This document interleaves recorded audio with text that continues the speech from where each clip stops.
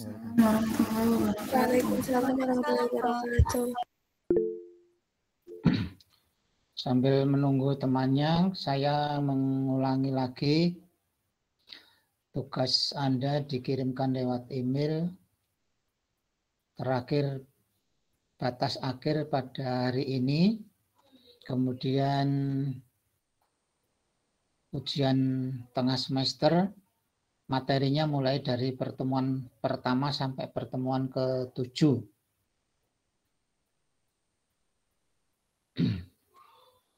Oke, selamat beribadah puasa. Ya, mudah-mudahan bisa belajar dengan baik. Oke, nanti kita mulai dengan presentasi. Satu kelompok saya tunjuk mempresentasikan satu materi pertemuan.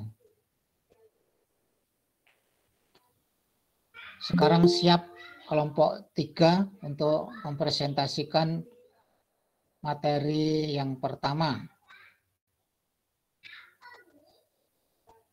Ada kelompok 3? Ada Bapak, sebentar. Ya, di share screen ya. Nanti siap-siap berikutnya kelompok 5.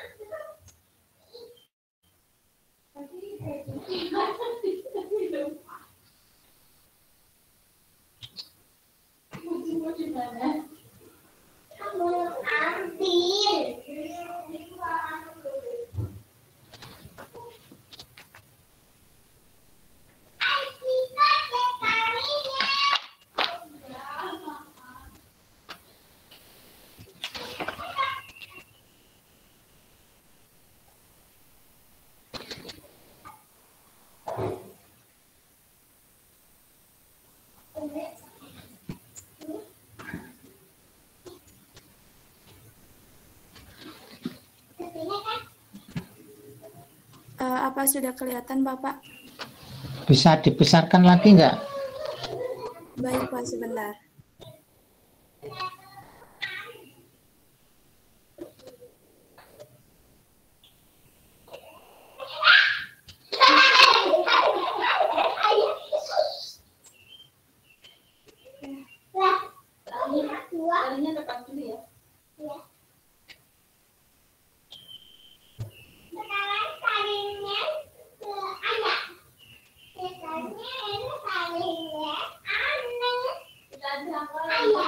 Kalau sudah nggak bisa ya sudah.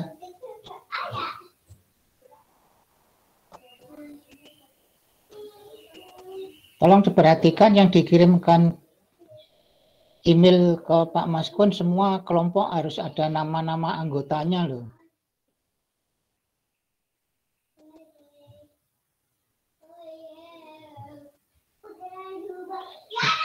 Sudah diberi nama masing-masing?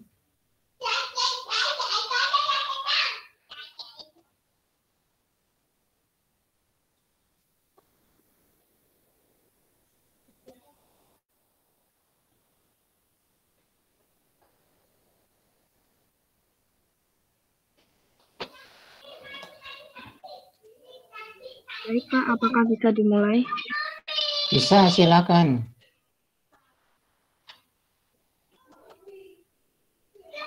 Baik, Assalamualaikum warahmatullahi wabarakatuh. Waalaikumsalam warahmatullahi Kami wabarakatuh. dari kelompok 3 akan mempresentasikan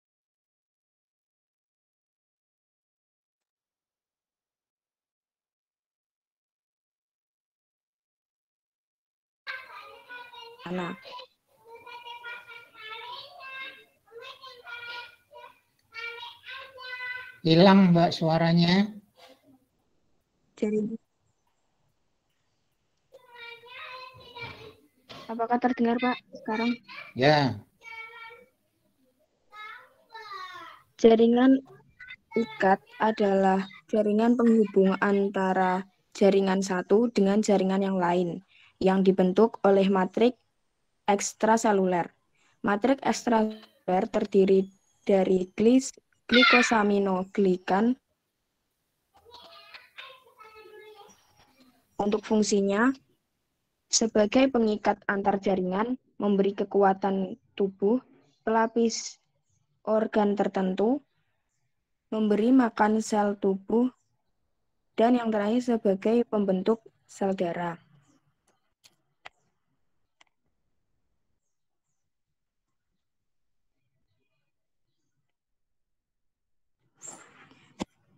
Jaringan ikat atas terdiri atas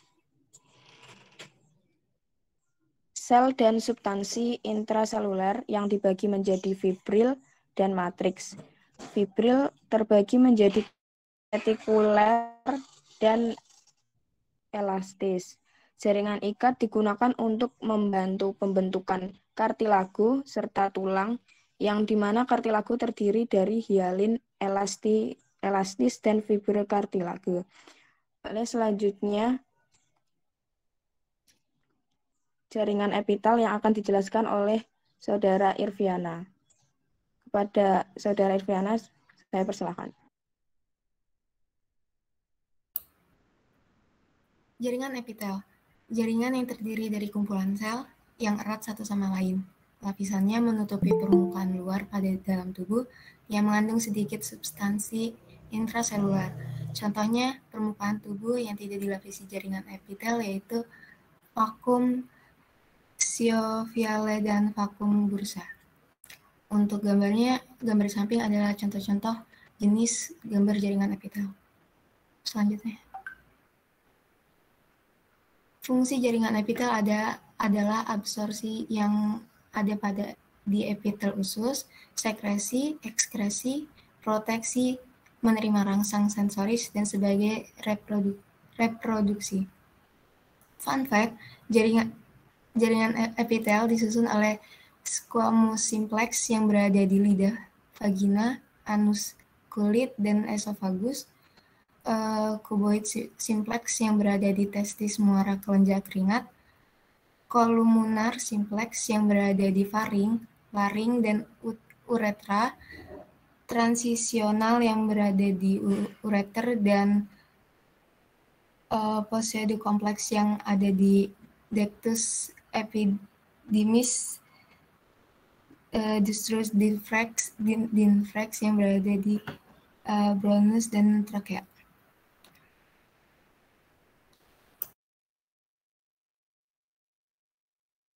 Jaringan otot bersifat konduktivitas, kontraktilitas, elastisitas, dan ekstensibilitas. Penggabungan jaringan otot. Serabut otot yang terkumpul atau myofibril. Serabut otot yang bersatu disebut dengan vesikel. Lapisan pembungkus perifer ini yang berbentuk seperti anyaman kolagen yang tidak teratur disebut retikuler, selaput elastis, dan sel jaringan ikat. Pembungkus perimisium, epimisium, atau lapisan terluar dari jaringan otot.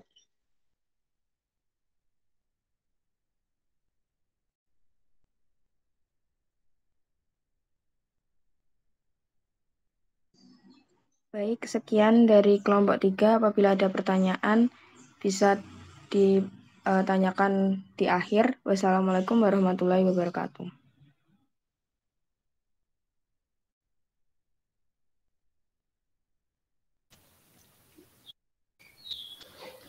Oke, silakan kalau ada komentar atau pertanyaan kepada kelompok 3. Siap-siap kelompok 5 untuk presentasi.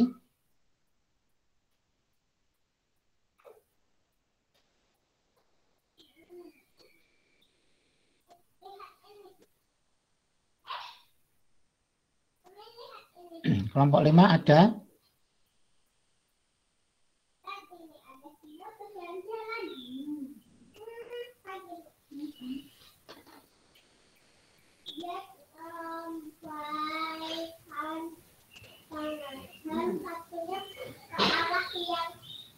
Assalamualaikum warahmatullahi wabarakatuh. Waalaikumsalam. Ini kok tiba-tiba sistem secara pusat? Materi yang sebelumnya atau sesudah tadi loh?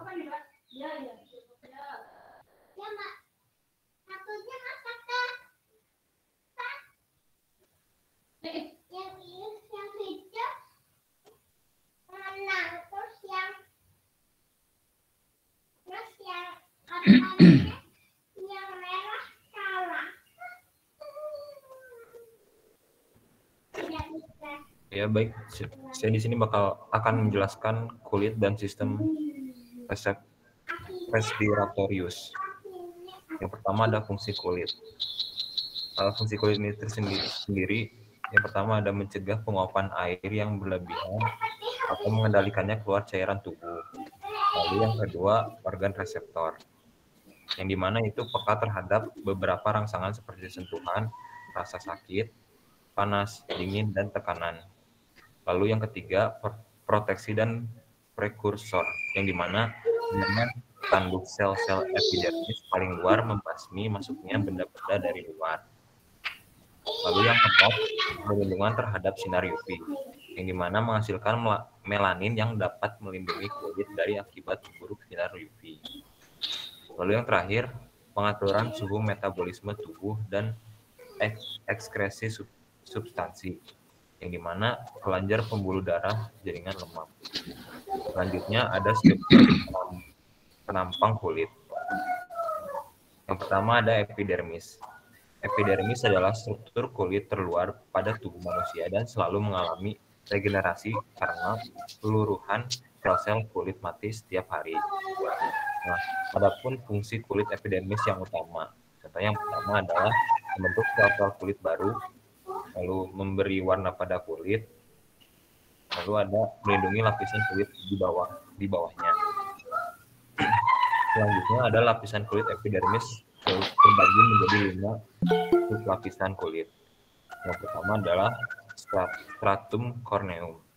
Lapisan kulit epidermis paling atas yang memproduksi keratin dan terdapat enzim hidrolitik lisosom yang memiliki fungsi menghilangkan organel sitoplasma. Lalu yang kedua ada stratum lucidum. Nah, lapisan kulit ini berfungsi memproduksi keratin lebih banyak dan translucent yang terdiri atas selapis sel eosinofilik yang tipis dan bening serta bersifat gepeng. Selanjutnya ada stratum granulosum, tempat bagi sel-sel kulit menghasilkan lemak dan lemaknya. Selanjutnya ada stratum spinosum, keratinosit yang terbentuk akan berikatan dengan sambungan interseluler yang disebut desmosom. Nah, dan yang terakhir stratum germinativum atau stratum basal. Nah, ini tempat produksi keratinosit yang utama, yang dimana memisahkan dermis dan epidermis. Meski anatomi kulit epidermis sebagian besar dibentuk oleh lapisan keratinosit, ada juga beberapa lapisan sel non-keratinosit berada di lapisan kulit epidermis, yaitu sel melanosit. Sel ini memproduksi melanin alias pigmen pemberi warna kulit. Apabila semakin banyak melanin yang diproduksi, maka warna kulit manusia akan semakin gelap. Lalu ada sel Langerhans. Sel ini memiliki fungsi sebagai sistem pertahanan kulit. Selanjutnya ada sel Merkel. Itu sel yang memiliki fungsi sebagai salah satu reseptor kulit. Pada lapisan epidermis paling bawah terdapat lapisan kulit tipis yang bernama membran dasar yang memisahkan antara area kulit ini dengan lapisan dermis. Area kulit yang dimaksud adalah dermoepidermal. Lalu ada kelenjar sebasea yang terbenam dalam dermis 100 kelenjar sentimeter. Lalu selanjutnya ada memproduksi sebum yang merupakan campuran lipid. Dan yang terakhir ada fungsinya menjaga kelembapan kulit, lalu mengatur suhu tubuh dan mencegah infeksi mikroba. Lalu ada kelenjar keringat. Yang pertama yaitu ada bagian sekresi terbenam di dermis, dikelilingi semiopitel. Selanjutnya ada kelenjar yang memproduksi keringat, ada 2 jenis, yaitu kelenjar ekrin dan apokrin. Kelenjar ekrin ini menghasilkan keringat yang bersifat encer dan tidak berbau. Lalu saliran kelenjar keringat ini terhubung langsung oleh permukaan kulit dan paling banyak terdapat di telapak tangan, telapak kaki, dan dahi. Dan terakhir ada komponen utama cairan yang disekresi, itu air, natrium, urea, amonia, dan asam urat. Selanjutnya ada tractus respiratorius. Bagian konduksinya itu hidung, faring, laring, trakea, bronkus, dan bronchiolus. Dan bagian respirasi, bronchiolus respiratorius, lalu ductus alveolaris, saccus alveolaris, dan alveolus.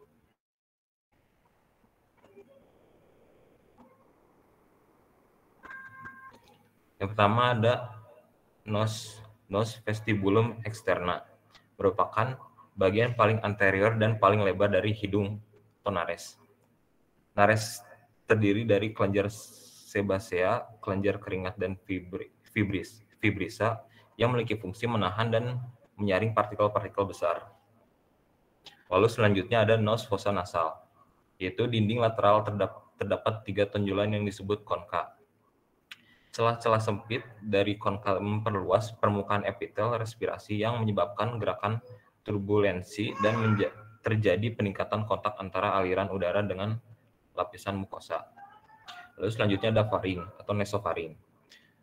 Bagian pertama faring ke arah kaudal, lalu dilapisi epitel jenis respirasi. Nah, faring terdiri atas 3 bagian, yaitu nasofaring yang berada di belakang hidung, lalu ada orofaring yang di belakang mulut, lalu yang terakhir ada langiofaring yang terdapat di belakang laring. Laring sendiri yaitu menghubungkan faring dengan trakea, lalu tersusun atas tulang rawan hialin yang berfungsi menjaga agar jalan nafas tetap terbuka. Lalu katup untuk mencegah makanan yang ditelan masuk trakea, dan penghasil nada untuk fonasi. Epitologis itu tulang rawan elastis yang ditutupi dengan selaput lendir yang terletak pada pintu masuk laring atau kotak suara dan dasar lidah. Lalu tersusun oleh 9 kartilago yang disatukan oleh ligamen dan otot rangka pada tulang hyoid di bagian atas dan trakea di bawahnya.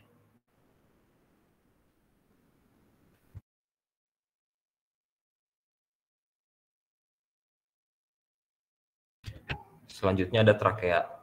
Trakea merupakan sebuah tabung dengan diameter 2,5 cm dengan panjang 11 cm.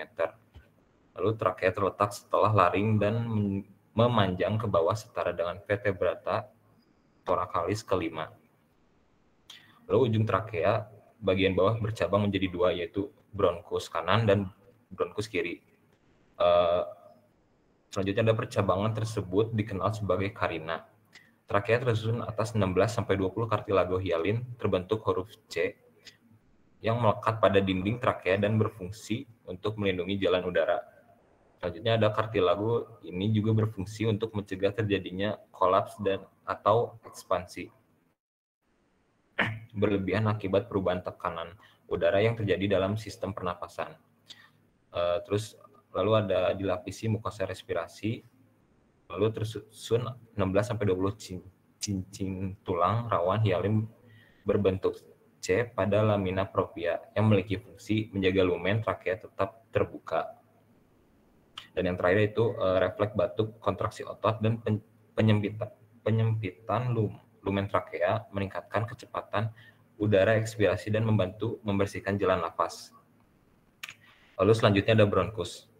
Bronkus primer memasuki paru lewat hilum, lalu 3 bronki ke dalam paru-paru kanan, dan 2 bronki ke dalam paru-paru kiri yang bercabang-cabang.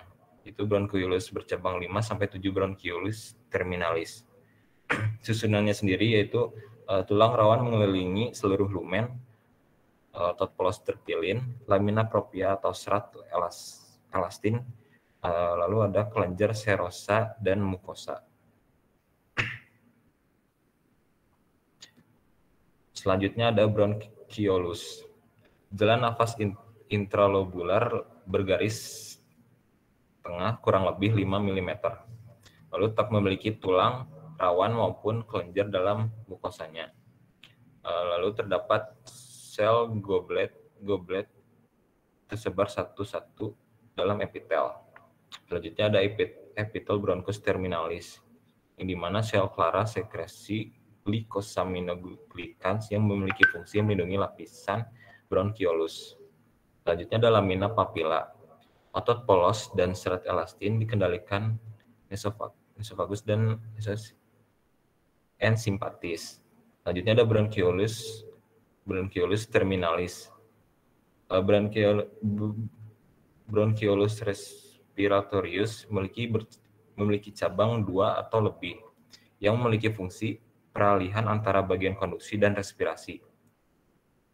Lalu dindingnya diselingi alveolus sakuler, yang di mana terjadinya pertukaran gas. Yang selanjutnya ada ductus alveolaris. Muara alveolus yang banyak dalam dinding bronkiolus terminalis membentuk tabung atau saluran.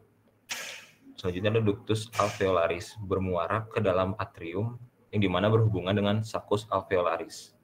Selanjutnya ada banyak serat elastin yang memiliki fungsi alveolus mengembang saat inspirasi dan berkontraksi secara pasif pada saat ekspirasi.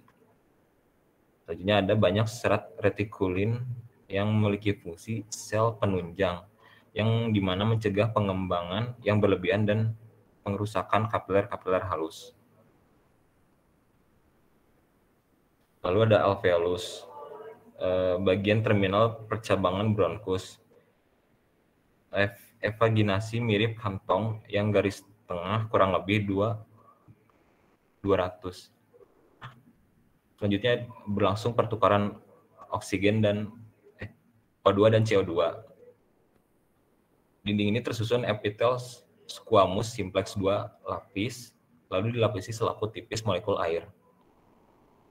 Selanjutnya terdapat makrofag alveolar atau sel das pada dinding alveoli.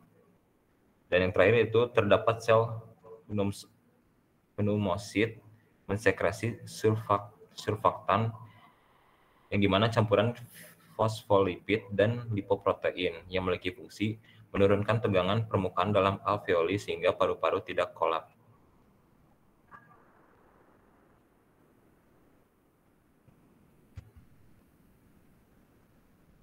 Sekian dari saya. Wassalamualaikum warahmatullahi wabarakatuh. Waalaikumsalam warahmatullahi wabarakatuh. Selanjutnya siapkan kelompok 7 presentasi.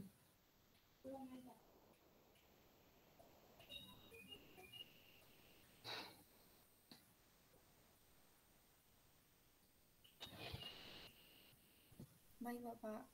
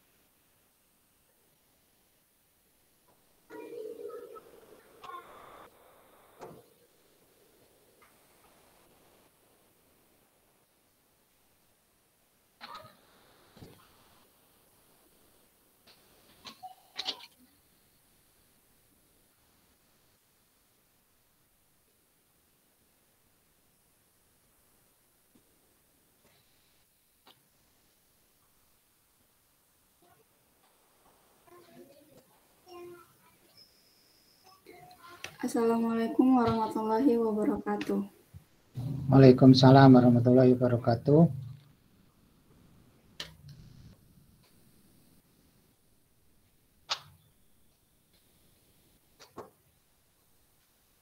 Silakan, Mbak.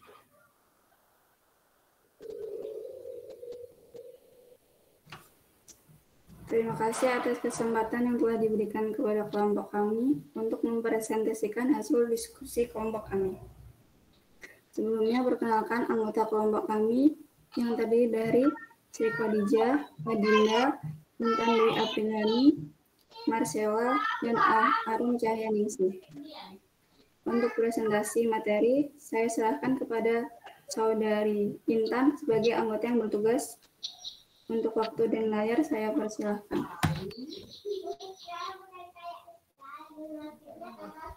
Sistem urinaria.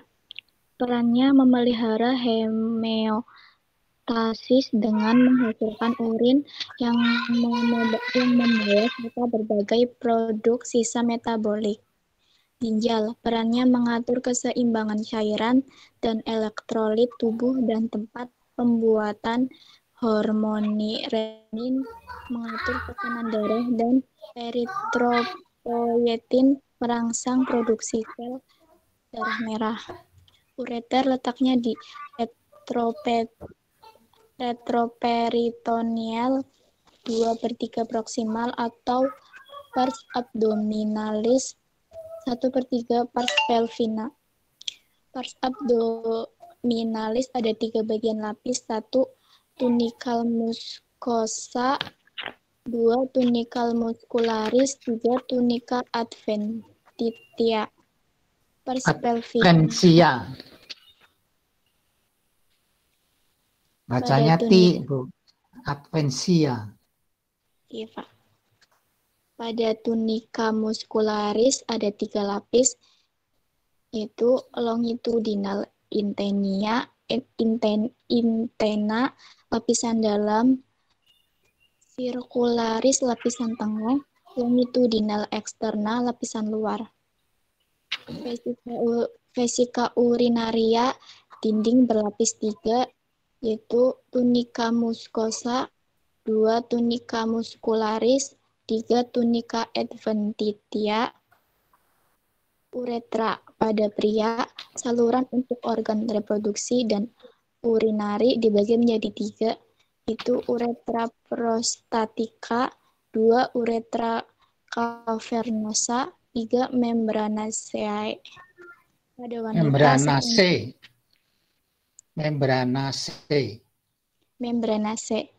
Pada wanita sepanjang 4-5 cm dilapisi epitel berlapis gepeng dan bertingkat silindris. Bagian tengah dikelilingi sphincter lurik volunter eksternal. Hilium tempat saraf masuk, keluar masuknya pembuluh limfe dan pembuluh darah. Ureter keluar sisi medial cekung. Pelvis renis ujung atas ureter yang melebar dibagi 2 atau 3 kaliks major. Dari setiap kaliks major muncul mayor, jangan major. Dibagi 2 atau 3 kaliks mayor. Dari setiap kaliks mayor muncul kaliks minor. Koetek renis terdapat di antara piramida medula disebut kolumna Bartin pada bagian luar ginjal.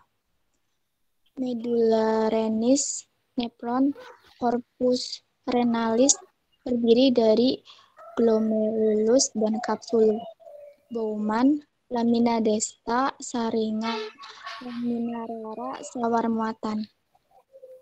Tubulus proximalis, dinding sel epitel kuboid simplex dan silindris, banyak mitokondria panjang, banyak mikrofili, banyak ivaginasi membran.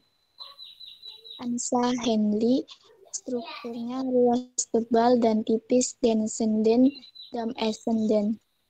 Dindingnya sel epitel gepeng, inti menonjol ke dalam lumen.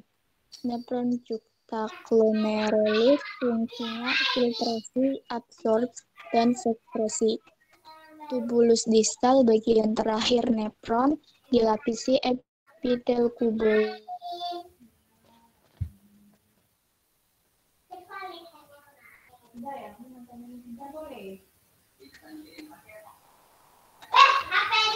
Kok hilang suaranya?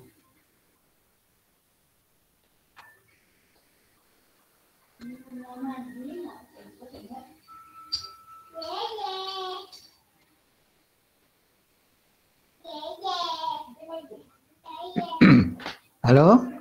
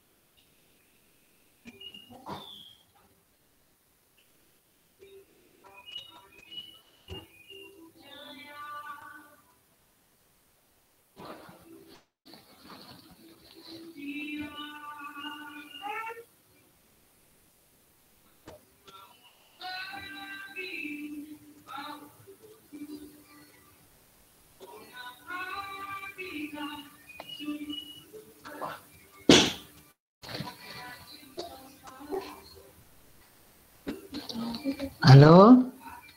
Kok hilang suaranya gimana ini?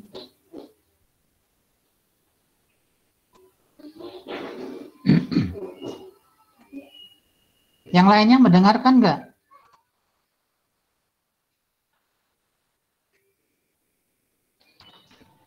Ya, Pak. Gimana? Yang lain bisa mendengarkan nggak?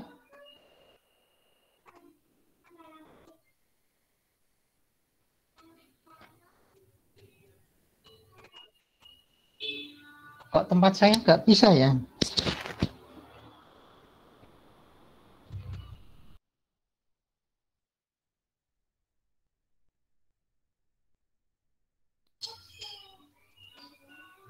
Sudah selesai belum presentasinya?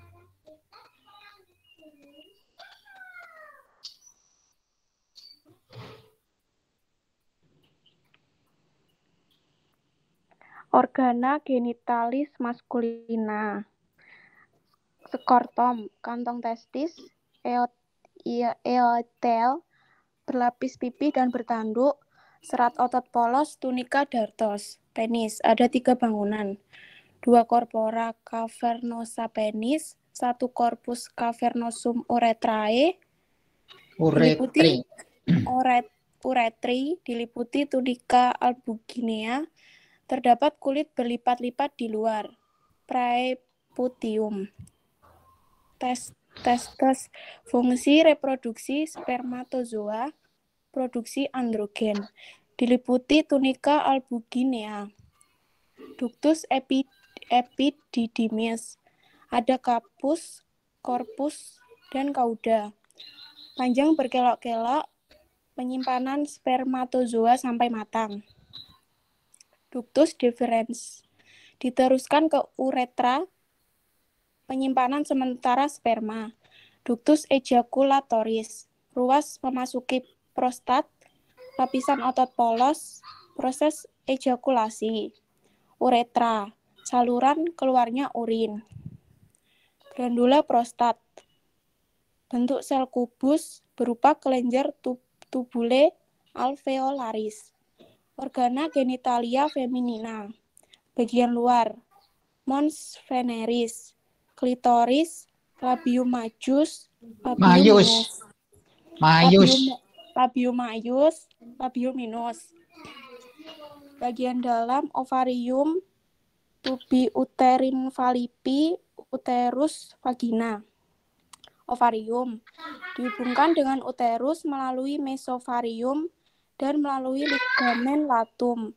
Ditutupi oleh peritoneum di bawah germinativum, korteks banyak folikel, medula, serabut, elastin, otot polos, pembuluh darah, limfa, dan saraf. Tuba falopi, panjang kurang lebih 12 cm, diliputi peritoneum, bagian infundibulum, ampula, isthmus, pars intramuralis, dinding, tunika mucosa, tunika muscularis, dan tunika serosa. Uterus terletak dalam rongga pelvis. Terbagi korpus uteri, isthmus uteri, dan vakum uteri. Dinding uterus, tunika mucosa, muscularis, dan serosa. Vagina, saluran pengeluaran menstrum, tempat deposisi semen, dan saluran lahir. Dinding otot polos, jaringan fibroelastik, membran mukosa dengan rugae dilapisi squamosa kompleks dan bersifat elastis. Tidak memglan mukosa, lubrikasi mukus berasal dari kelenjar serviks. Lingkungan asam A membantu mencegah infeksi. Lingkungan asam A merusak spermatozoa, tetapi spermatozoa dilindungi oleh cairan alkalis sekret sehingga kelenjar aksesoris lelaki netralisasi. Selanjutnya diserahkan kepada moderator.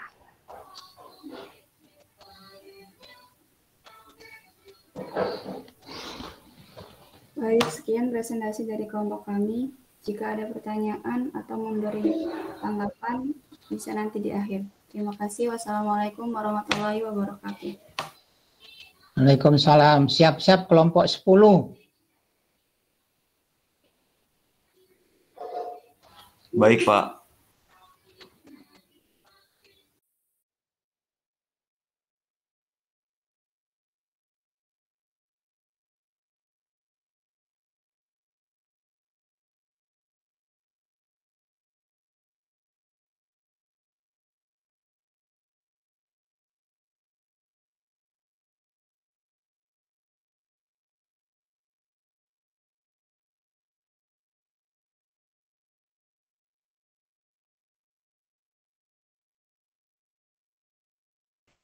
Baik, apakah sudah terlihat, Pak?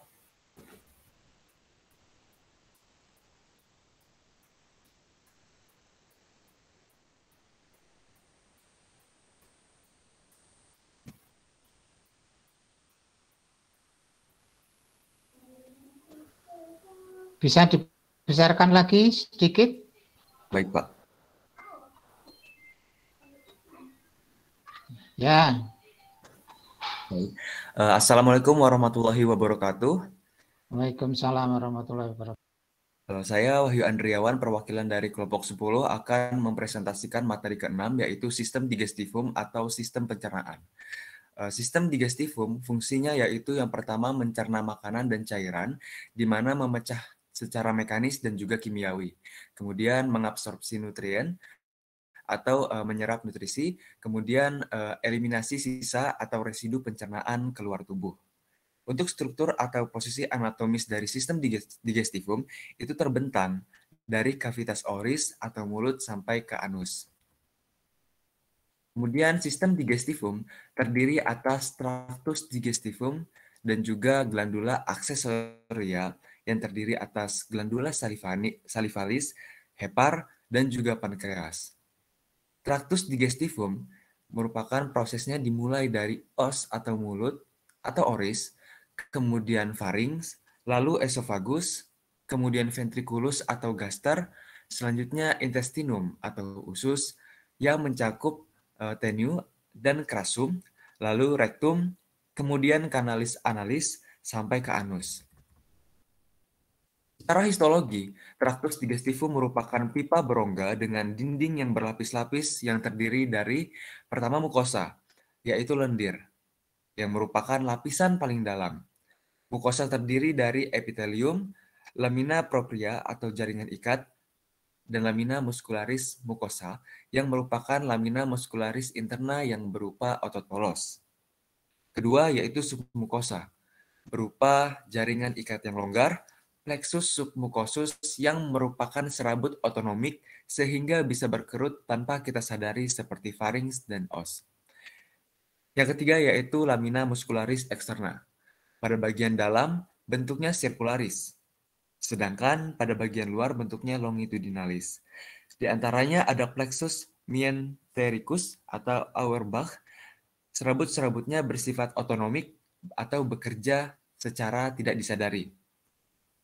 Kemudian yang keempat ada lamina serosa, peritoneum viscerale yang terdiri epitelium berupa squamosum simplex atau mesothelium. Organ pencernaan di luar kavitas abdominis terdiri dari farinx, esofagus, rektum bagian bawah atau kanalis analis yang dibungkus oleh tunika adventitis atau jaringan ikat fibrosa. Lalu ada os mulut, fungsinya ingesti yaitu memasukkan makanan atau minuman, kemudian yaitu atau mengecap, dan yang terakhir digunakan untuk berbicara dan melakukan respirasi. Struktur atau posisi anatomis. Satu labium, ada yang superius dan juga ada inferius. Yang kedua yaitu cavitas oris, di mana vestibulum oris atau cavitas buccalis, yaitu terdapat celah yang sempit di antara labia dan buka atau pipi dengan dentes dan gingiva atau gusi. Kemudian cavitas oris, yaitu cavitas oris proprius labium dan musculus orbicularis oris. Baik, mungkin itu saja yang dapat saya presentasikan. Saya kembalikan ke Pak Maskun. Terima kasih. Wassalamualaikum warahmatullahi wabarakatuh. Waalaikumsalam warahmatullahi wabarakatuh. Ada yang mau komentar? Kemudian kalau nggak ada, ini kelompok 2 menyiapkan presentasi terakhir.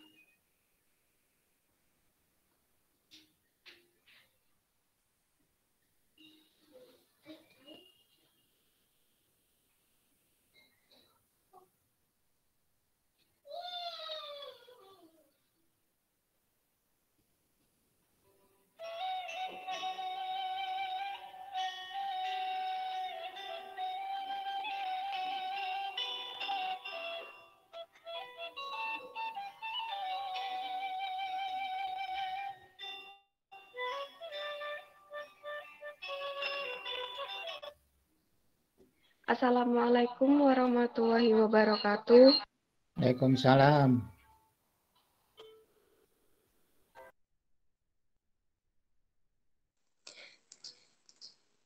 Saya perwakilan dari kelompok 2 akan mempresentasikan materi jaringan. Sebelumnya, perkenalkan anggota kelompok kami.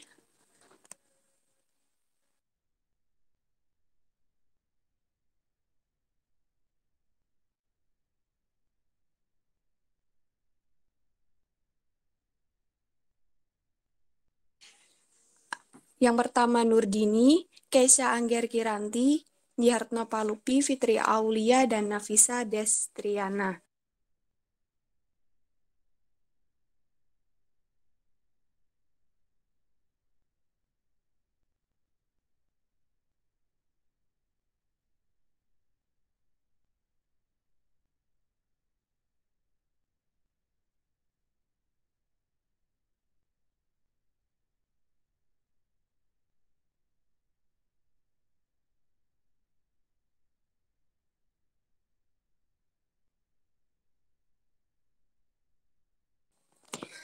Sistem FEP daftar diri. Kemudian cerebrum itu terdiri dari corpus callosum, hipotalamus, cerebral cortex atau lapisan paling luar, dan talamus, serta brainstem atau midbrain, pons, dan medula oblongata. Kemudian ada hemispenium cerebri, yaitu terdiri dari frontal lobe bagian depan, temporal lobe bagian samping, parietal lobe bagian atas, occipital lobe bagian belakang, dan cerebellum bagian otak kecil. Kemudian masuk ke cortex cerebri, yaitu lapisan paling luar. Kemudian ada subcortex cerebri, yaitu berada di bawah korteks dan tidak bisa dipisahkan dari bagian cerebri karena saling terhubung. Kemudian ada meninges, yaitu selaput otak, dan cerebellum, yang terdiri dari hemispherium cerebelli dextra dan sinistra. Fungsinya yaitu menjaga keseimbangan sikap dan tonus otot untuk kekuatan otot dan tergantung dari kontraksinya. Saat occipital Bukan keseimbangan terbentuk, sikap ya Mbak, tapi keseimbangan titik, sikap titik gitu. oh iya Bapak, Bukan keseimbangan keseimbangan sikap, tonus otot untuk kekuatan otot tergantung dari kontraksinya. Saat occipital terbentur, maka akan mengganggu cerebellum, sehingga mengakibatkan tidak bisa berjalan. Keseimbangan saat berjalan terganggu dan sulit untuk mempertahankan suatu gerakan atau sikap.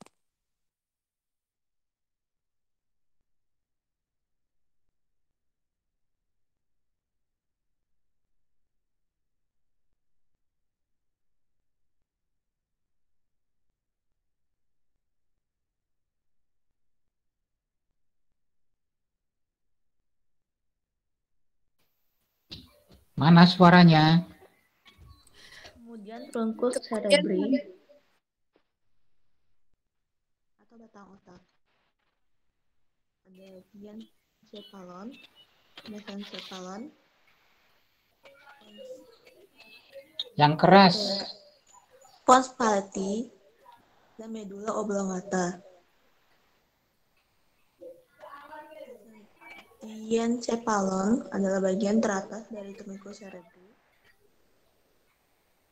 Dilewati serabut ascendens dan descendens antara otak dan medula spinalis. Dalam diencephalon dijumpai nukleus nervus 3 atau oculomotoris, terus nukleus nervus 4 atau troncleans. Mesencephalon.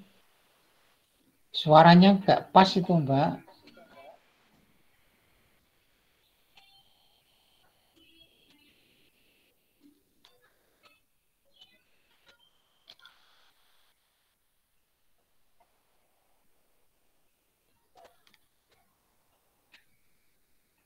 Selanjutnya mesencephalon. Corpora quadrigema merupakan dua pasang massa yang terletak dalam tectum midbrain. Bagian atas berhubungan dengan refleks pupil terhadap cahaya. Bagian bawah berhubungan dengan refleks pendengaran. Pedunculus cerebri terletak di dalam Pedunculus cerebri terletak di dalam corpora quadrigemina sebagai tempat jalannya saraf. Dibedakan menjadi dua. Yang satu pedunculus cerebralis yang berfungsi sebagai serabut ascendens dan descendens dari medula spinalis ke otak besar. Yang kedua, pedunculus cerebralis bagian anterior sebagai jembatan antara cerebellum dengan midbrain, bagian medialis sebagai jembatan antara cerebellum dengan pons, bagian inferior sebagai jembatan antara cerebellum dengan medula oblongata.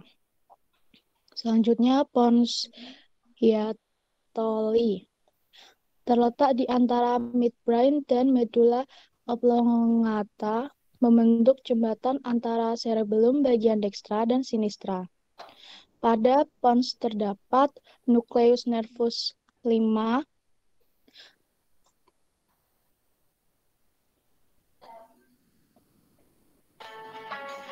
nucleus nervus 6, nucleus nervus 7, dan nucleus nervus 7.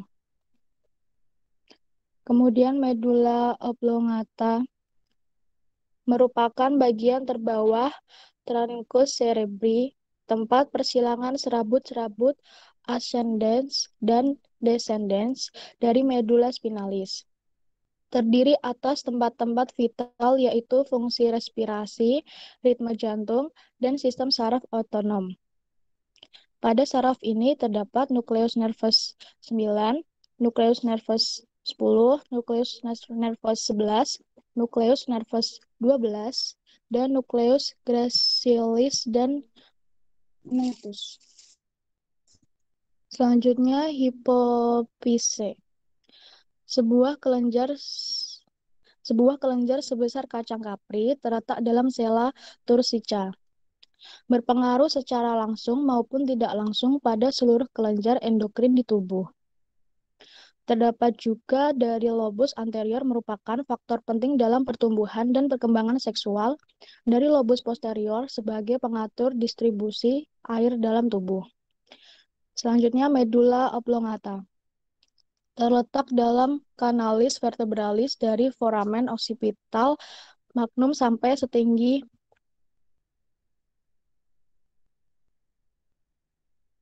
vertebra lumbal 1-2. Dari vertebra lumbal 1-2 sampai ke bawah atau filum terminalis hanya berisi serabut saraf parier yang pusatnya atau medula spinalisnya berada di sebelah atas.